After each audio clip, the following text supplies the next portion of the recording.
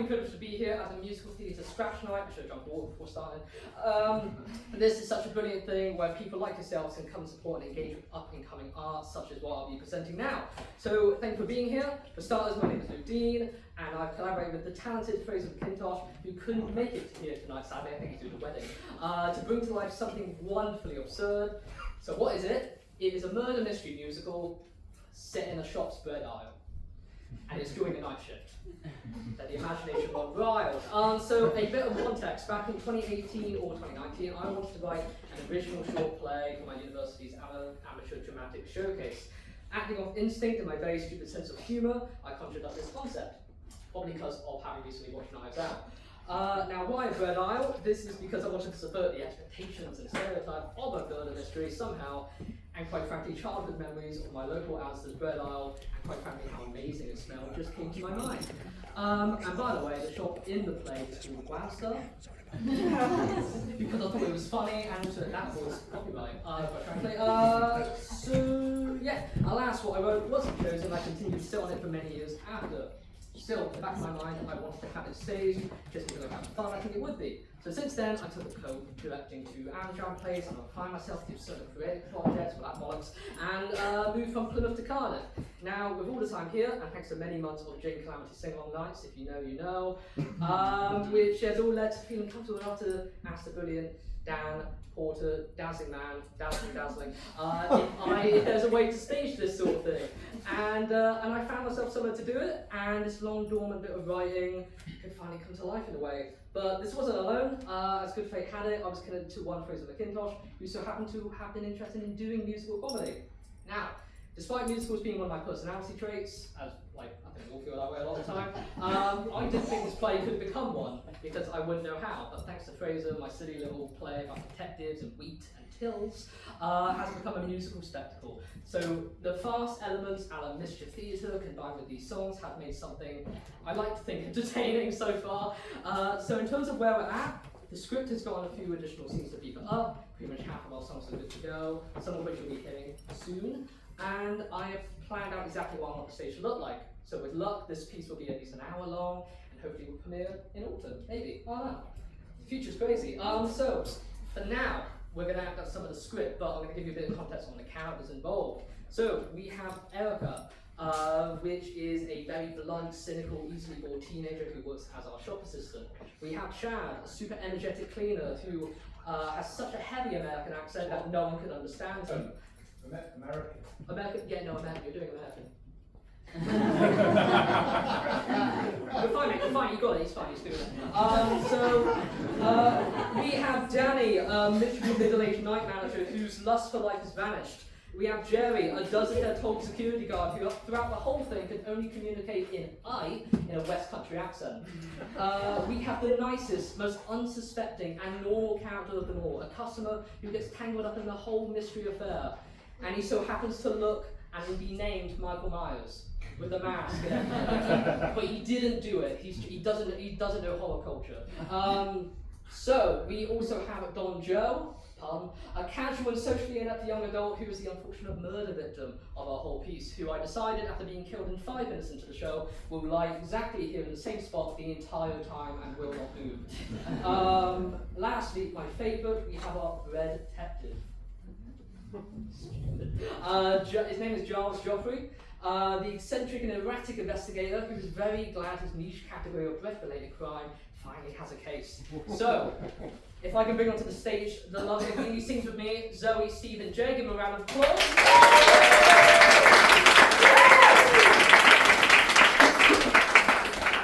So, a bit of context. The lovely Zoe will be reading for Erica and Jerry. Jay will be reading for Danny, Steve will be reading for the Bread Detective and Chad, I'll be reading the stage directions and Michael Myers. So, scene 2. Lights fade in, Don Joe is collapsed on the floor. Bread next to him. Chad enters stage right, sweeping and whistling. He bumps into the body a few seconds past before it sinks in.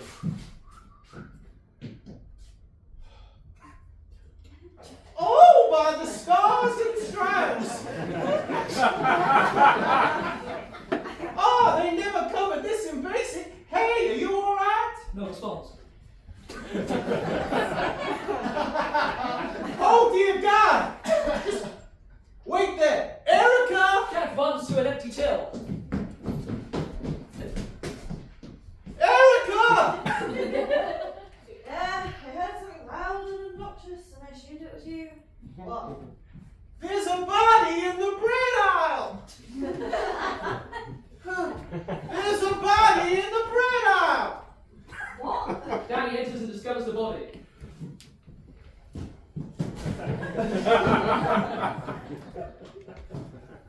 There's a body in bread aisle.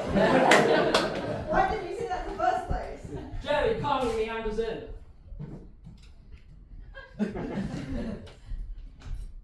Oh. Come on, Jerry, there's a body in the bread aisle, and Danny just had a dab of distress in his voice, so this must be real. Right. Everyone gathers around the body. All right, who done this? Where are you, Chad?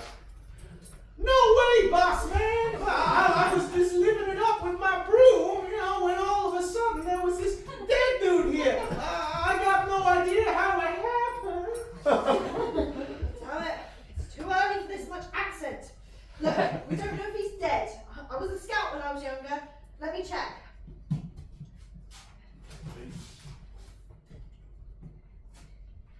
Yeah, he's dead. My guess would be 3 days and yeah, 7 hours. No, I know this one. I saw him 5 minutes ago. Caught him walking by as I was trying to stock check the sewing supplies in horse food section. Oh, man's gone senile. You know, I miss my wife. Anyway, focus on the matter at hand, boy. I don't pay you £5 an hour for nothing. All right, folks. Right, no then. Northern American. Gather around! This situation is like trying to herd cats to a dog park. Oh, I was changing accents again. With a little teamwork, well, we'll all get out of here with our tails intact. No one understands you. What are you saying? Erica grabs Chad by the shirt. Jerry? No, where I'm lost now. You're in quarters.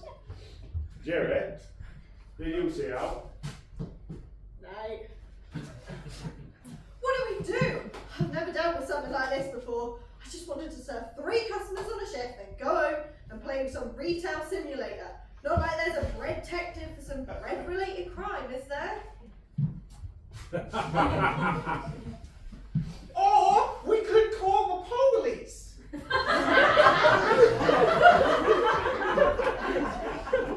Where exactly are you aiming for? Right, and that's a great idea. Erica, do you know any bread detectives? Let me Google that. Holy shit, it's real! Well, what are you waiting for? Give him a call. Oh, this is so goddamn stupid. Hello, we need your help. There's been a murder in our bread aisle. Cue Law and Order sound effect. Done. Hello? He's on his way. Okay, right. Jerry, gather everyone, including customers, who were within the store at the time of this inconvenience, stay where you are, and block off this aisle for crime scene purposes. Guess we'll find the lads next of kin now, eh? Jerry gets 2 wet floor signs and pieces on either side of the body. Hey, your backbone of this store, you know. Look now, scene 3. Everyone is waiting for the detective. Well, he's taking his time a bit, isn't he? Sorry. Well. Sorry. Well. Hang on. Oh, he claps. Well.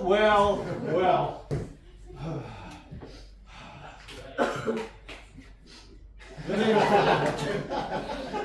Jars Joffrey, and I'm here to solve your case. I am your bread detective.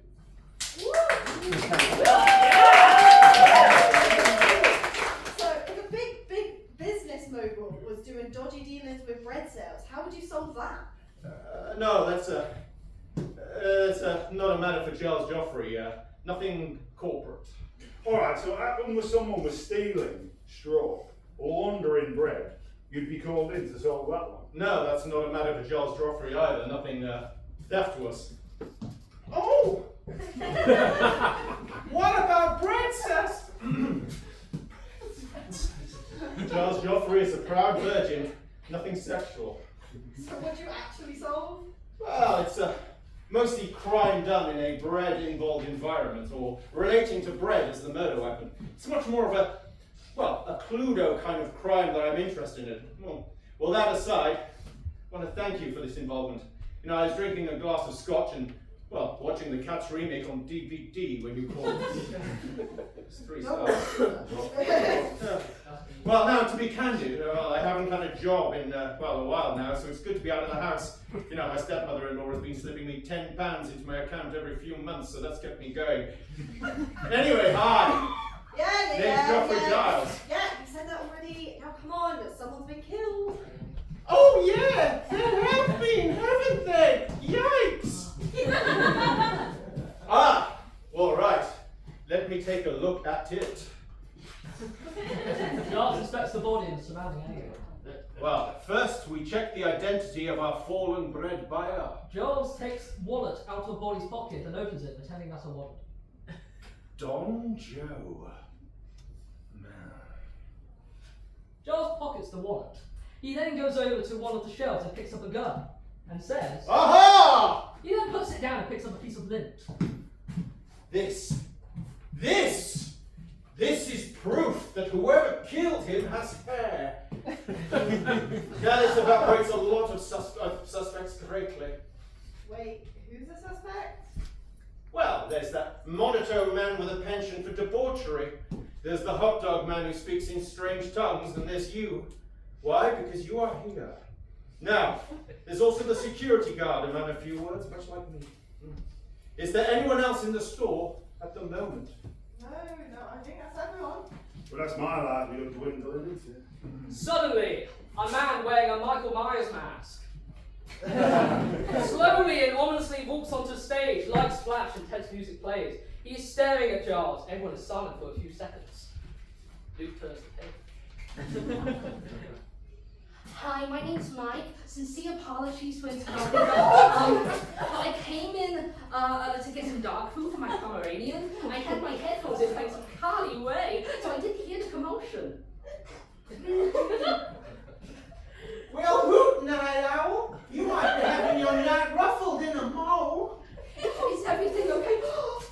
Lipdine, did someone fall over? I have Hello Kitty plasters in my bum bag. Needs one. Yeah, he's like, Oh no, have you called an ambulance? No.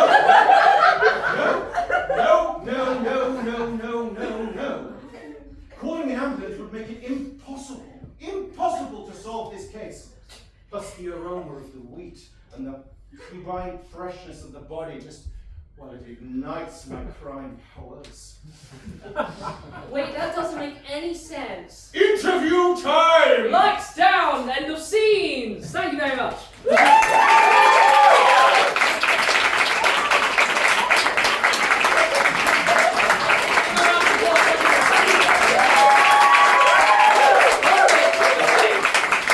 I'm sorry, I still have more to the songs yet. Okay, so we have a few songs.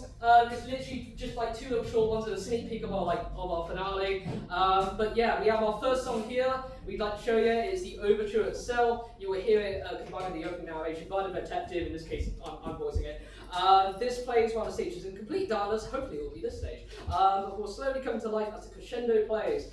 Take all these songs that we're going to assault, by the way, as again they are not sung by the people playing the characters. And that delivery these took a lot of digital wizardry. But enjoy. This is the first song.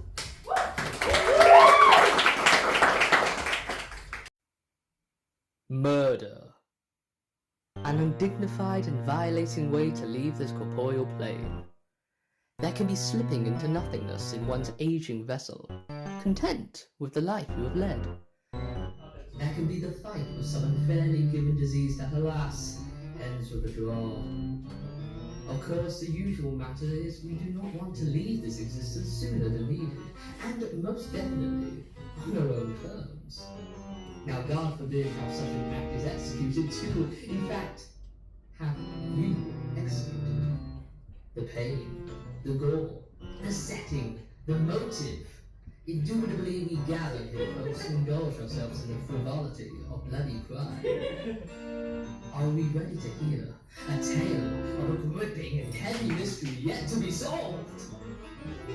Oh, let me pause this a second.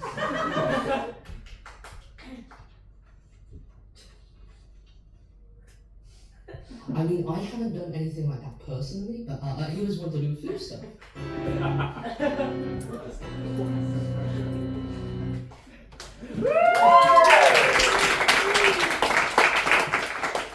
Graphic design is my passion. Our next song is When You Work It Wazza. This is pretty much our opening number of the piece. It's a song to establish our shop setting, the personalities and eagerness levels for each staff member of the shop, and show us a little mundanity before the mystery madness begins. Here we go. Yeah. When you look at what's and you work there all the time, you often start to wonder if somebody's gonna die. Just a hold in the middle of the night to take your wings and hold on tight. When you work your what's just the word, like this what you make, yeah, just act like hands and turn. Someone's gonna take another new best thing on high alert. When you work.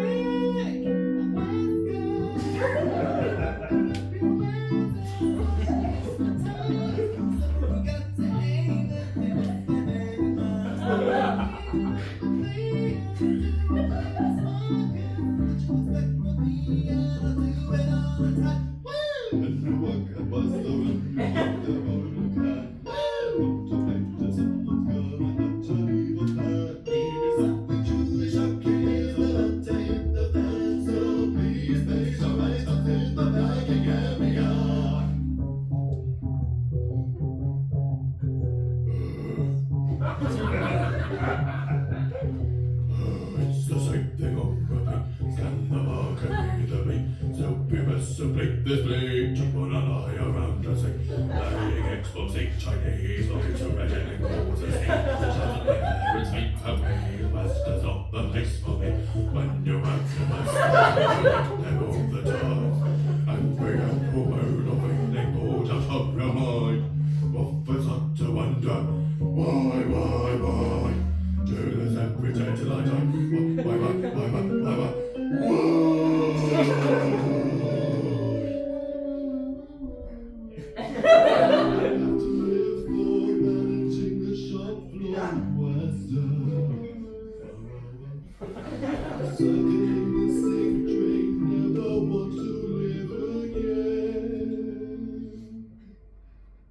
When you work at Buster and you work there all the time, and it makes a significant portion of your working life. When you're sleeping in my mind, the people want to emphasize the terrible medicine in the land. When you work at Buster, all your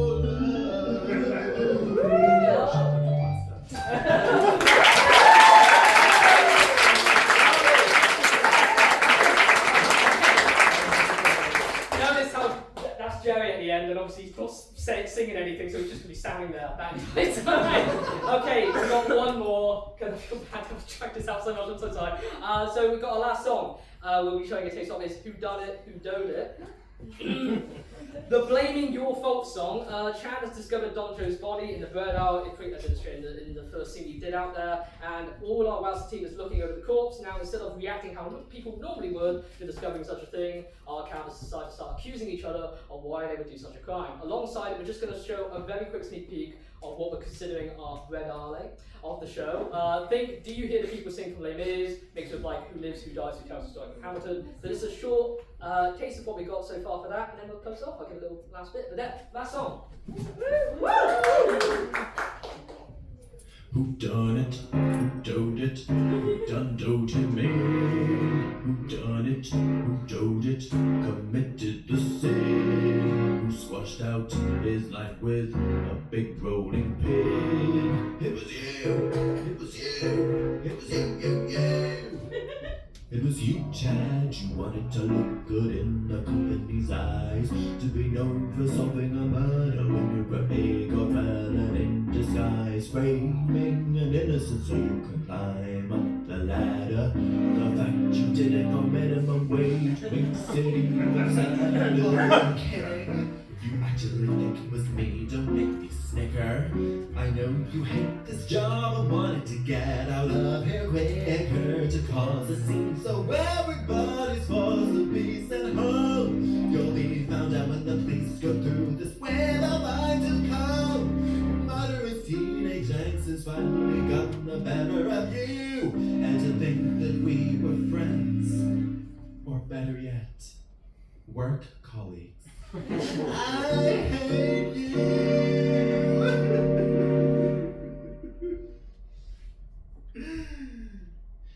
Who squeezes bananas up his mouth, swishes his ass,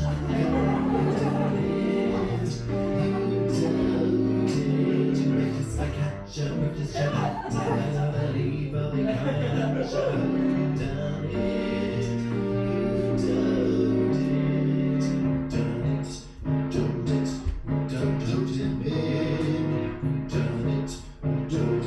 Committed the sin, squished out his life with a big rolling pin. It was both of you, it was both of you, it was both of you. Now the tool is said and done. I'll have to fill out, oh no, incident report. Incident report. Coming up with independent thought forms at 3 a.m. What is my life? Incident report.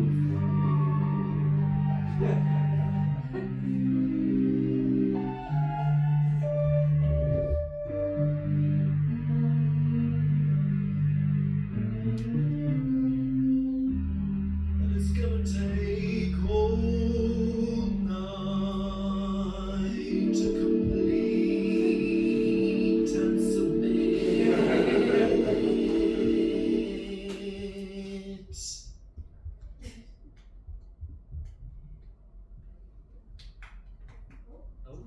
Bread, bread, bread, bread, bread.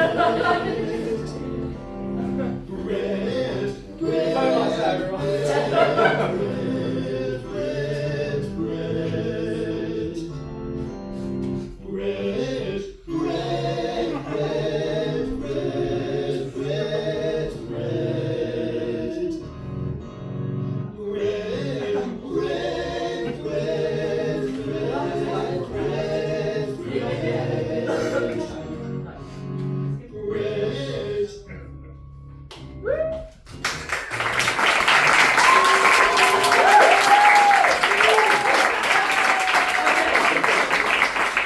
If anyone's seen the acting in the audience, I do apologise. It's been a lot of stuff. Okay, well there we have it, whatever that was. Thank you all for listening, and in terms of what we would love to hear back, first off, if interested in any of the characters, any roles behind the scenes stuff, at this stage we'd love some people in outside of just people we have in mind in our own little circle, but we don't want to limit ourselves, so who wants to get involved. Second, the title of the show, this is the fun bit. Originally, this was all called Clean Up on R5, but after the Googling and finding a whole book series called that, I don't want to risk it. So I would love it to be something, a murder mystery musical. That something would need to be a really good bread-related detective genre, shop terminology, wordplay, pun thing. So examples of what we thought so far to get the gears going, we thought of crumb scene, scene of the crumb, dead crumbs, death on the aisle, coding, either bread or O crumbs in capitals with an exclamation mark, some sort of pun, Slainsbury's. Generally give more to us. And lastly, just any thoughts, jokes to make, angles to come out, anything with this premise to make it as best executed of said premise as possible. There should be plenty of easy ways to find either mine or Fraser's Instagram to DM and just come up to me in person, either scorn or agree, and all that jazz. So thank you once again, and all of them.